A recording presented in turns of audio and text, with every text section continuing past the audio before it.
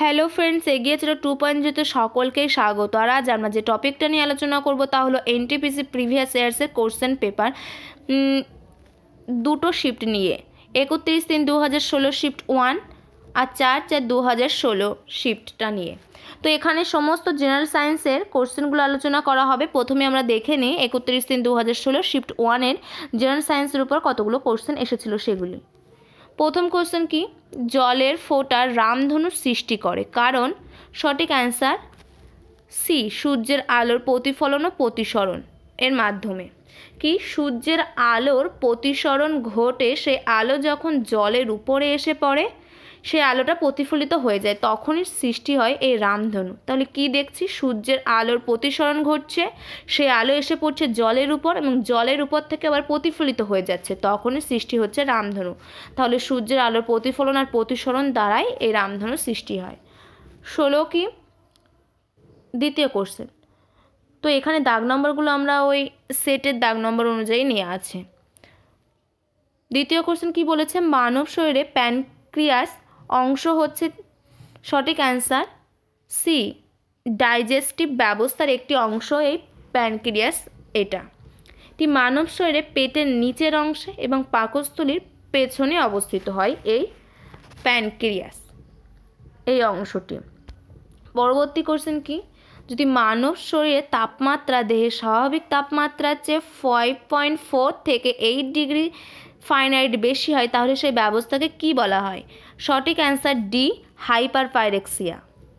এই হাইপারপাইরেক্সিয়াতে মানব শরীরের তাপমাত্রা চূড়ান্ত পর্যায়ে পৌঁছায়, অর্থাৎ এই তাপমাত্রা হয় 40 থেকে 41 ডিগ্রি সেন্টিগ্রেড। পরবর্তী কোশ্চেন কি আছে, নিচে দেয়া কোন বিবৃতিটি সঠিক?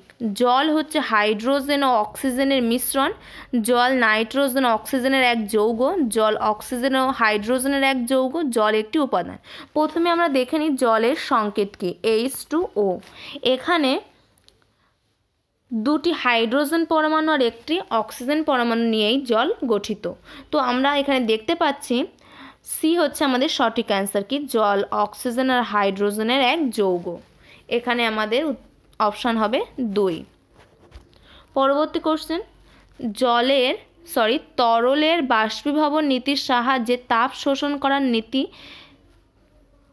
ব্যবহৃত হয় ড্যাশ। সঠিক অ্যান্সার বি, রেফ্রিজারেটর।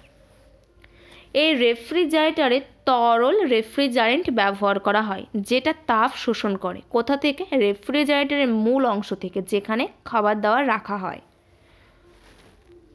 পরবর্তী কোশ্চেন, মানব শরীরে ল্যারিংসকে কি বলা হয়? সঠিক answer C, voice box. Voice box বা ল্যারিংস হচ্ছে শ্বসনতন্ত্রের এক অংশ যেখানে ভোকাল কর্ড থাকে, আর এই ভোকাল কর্ডের মাধ্যমেই কিন্তু শব্দ উৎপন্ন হয়।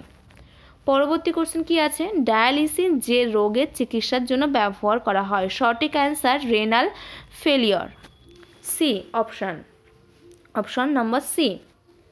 চিকিৎসা বিজ্ঞানে ডায়ালিসিস কি একটা পদ্ধতি যার সাহায্যে শরীর থেকে বর্জ্য পদার্থ এবং অতিরিক্ত জল কৃত্রিমভাবে শরীরের বাইরে বের করে দেওয়া হয় এই ডায়ালিসিস পদ্ধতির সাহায্যে।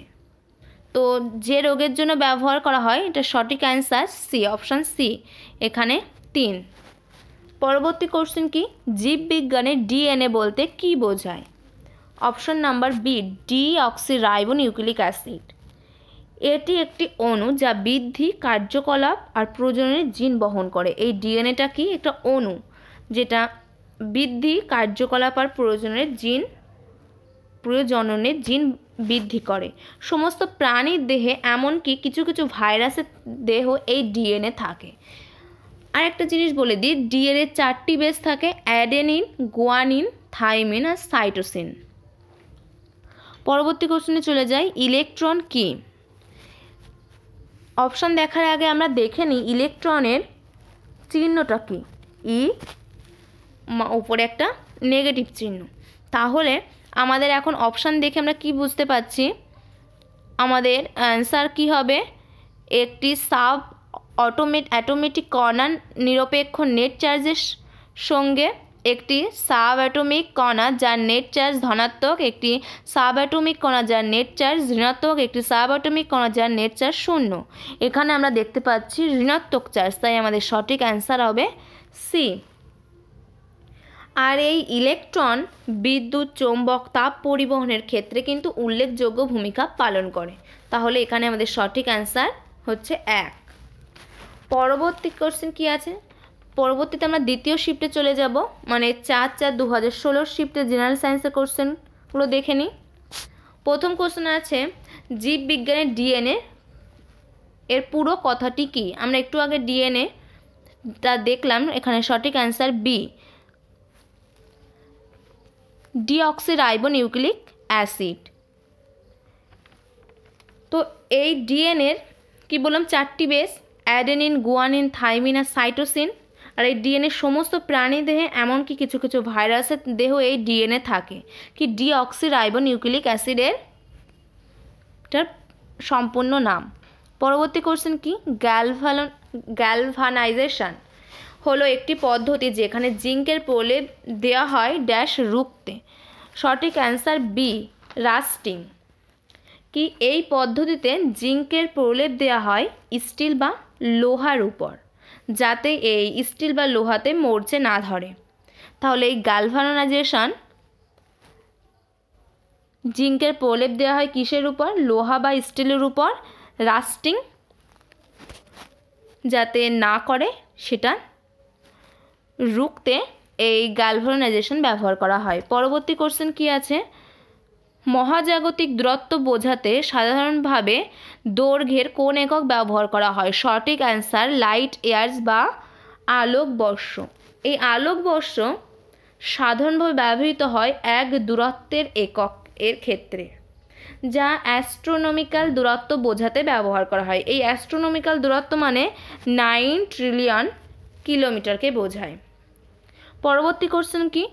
4টি মুখ্য উপাদান কি কি? Iron, sulphur, silicon, potassium. B helium, lithium, beryllium, boron. C plutonium, uranium, promethium, neon. D carbon, hydrogen, oxygen, nitrogen. আমাদের সঠিক অ্যান্সার হবে ডি, কার্বন, হাইড্রোজেন, অক্সিজেন আর নাইট্রোজেন। কারণ এই উপাদানগুলিকে আবার জৈব উপাদানও বলা হয়। কেন বলা হয়? কারণ এগুলি জীব সৃষ্টিতে বা বেঁচে থাকতে সাহায্য করে। এই 4টি উপাদানের মধ্যে কার্বন হচ্ছে সবচেয়ে গুরুত্বপূর্ণ, কারণ এটি বন্ড তৈরি করতে পারে এবং অণুগুলিকে বিভিন্ন আকৃতি প্রদান করতে পারে। তাহলে আমাদের সঠিক অ্যান্সার কি? ডি, এখানে 4। পরবর্তী কোশ্চেন কি আছে? জিওসেন্ট্রিক ও হেলিওসেন্ট্রিক শব্দ দুটি কি বোঝায়? সঠিক অ্যান্সার কি? যে সূত্রে নক্ষত্রগুলি পৃথিবী ও সূর্যের চারিপাশে ঘোরে সেটাই হচ্ছে জিওসেন্ট্রিক আর হেলিওসেন্ট্রিক। পরবর্তী কোশ্চেন কি? ইলেকট্রন কি? এটা আমরা একটু আগে দেখলাম, ইলেকট্রনের চিহ্ন ই নেগেটিভ। তাহলে এখানে সঠিক অ্যান্সার সি, একটি সাব অ্যাটমিক কণা যার নেট চার্জ ঋণাত্মক, আর এটি বিদ্যুৎ চৌম্বক এবং তাপ পরিবহনের ক্ষেত্রে ইলেকট্রন উল্লেখযোগ্য ভূমিকা পালন করে। তো বন্ধুরা, এই দুটি শিফটে এই কটি কোশ্চেন জেনারেল সায়েন্সের মধ্য থেকে, অর্থাৎ ফিজিক্স, কেমিস্ট্রি আর বায়োলজি এর মধ্যে থেকে এসেছে। তো এরকম ভিডিও পেতে আমাদের চ্যানেলকে অবশ্যই সাবস্ক্রাইব করে বেল আইকনটি প্রেস করে রাখবেন। তো বন্ধুরা, থ্যাংক ইউ। পরবর্তী ভিডিওতে আমাদের আবার দেখা হচ্ছে। Good bye.